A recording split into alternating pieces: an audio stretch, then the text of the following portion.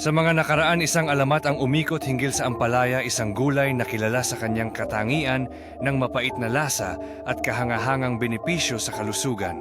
Isang matandang babae ang naninirahan sa isang maliit na nayon, kilala sa kanyang mga kakayahan sa pagtatanim at magaling na paglikha ng mga herbal na lunas. Isang araw siya ay nakatagpo ng isang mahiwagang nilalang na nagbigay ng babala sa kanya tungkol sa isang malaking panganib na darating sa kanilang nayon. Ang nilalang ay nagsabi na ang tanging paraan upang iligtas ang nayon ay sa pamamagitan ng kanyang mga natatanging ampalaya na may kapangyarihang magbigay ng lakas at proteksyon. Nagpasya ang matandang babae na gamitin ang kanyang mga ampalaya upang ipaglaban ang nayon at nag-umpisa siyang mag-ani ng mga ito upang gumawa ng isang makapangyarihang gamot. Habang siyang abala sa paggawa ng gamot agad, na kumalat ang balita sa mga tao sa nayon tungkol sa kanyang misyon.